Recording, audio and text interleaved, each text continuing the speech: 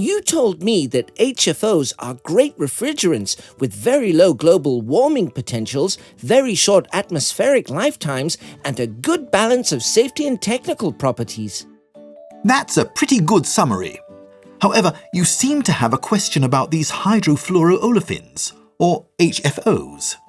In fact, I do. I read something about HFO gases forming something called TFA. Can you explain? Well, the TFA story starts at sea. TFA stands for trifluoroacetic acid and its salts, and seawater contains TFA as salts. It's a natural substance thought to be generated near undersea volcanoes and ocean vents, and about 200 million tons of it are naturally in our oceans today. That sounds like a lot. What effect does the TFA have? TFA is very stable. It does not bioconcentrate in aquatic organisms and does not biomagnify in the food chain, and salts of TFA are essentially non-toxic to mammals. Seawater contains less than 1/1,000,000th of a gram per litre. When you stand near the ocean on a stormy day, you can taste salt in the sea spray, which would contain some TFA. That same spray can also carry TFA quite a distance inland. But what does this have to do with HFOs? I was just coming to that.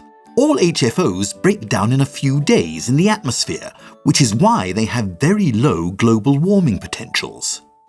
But some HFOs produce TFA as one of the breakdown products. But you told me TFA is a natural substance, so why does it matter? Actually, a whole range of scientific studies have been carried out to answer exactly that question. These studies have looked at the effects of TFA on a wide range of aquatic organisms, the projected emissions of TFA from use of HFOs, particularly in mobile air conditioning, projected rainwater concentrations, effects on salt lakes, desert basins, and ocean TFA content. Would the rainwater contain more TFA than the oceans? A study on the effect of the complete conversion of the European vehicle fleet mobile air conditioning to HFO 1234YF calculated that expected average values of TFA in European rainwater would, like seawater, be less than 1/1,000,000th of a gram, but at a higher concentration than seawater, about 0.8 of a millionth of a gram compared to 0.2. And the TFA entering the oceans through the river system would only increase the natural quantity marginally. What happens to the TFA in rainwater? A large proportion enters the river system as it is poorly retained in soils. So the rainwater is expected to add a similar concentration level to river water. But some of us extract river water for drinking water, which means I could be drinking water containing TFA. Yes, but the concentrations due to HFOs would be extremely low. You would need to drink about 5,000 litres, 500 buckets or 25 deep baths every day to reach the acceptable daily intake of TFA set by the European Food Safety Authority. Well, 1 bucket of water is too much for me. With all these studies and data, why is there so much continuing interest in TFA from HFOs?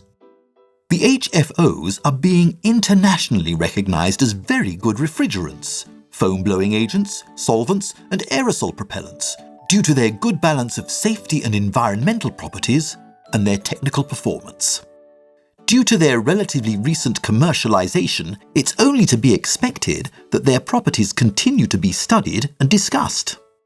But remember, in 2015, the UNEP Ozone Secretariat Informal Brief on Ecological Issues on HFCs stated projected future increased loadings of TFAs to playas, landlocked lakes, and the oceans due to continued use of HCFCs, HFCs, and replacement products such as HFOs are still judged to present negligible risks for aquatic organisms and humans.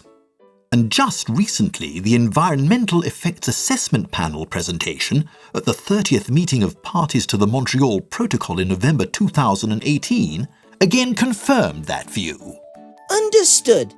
Thanks, Brock.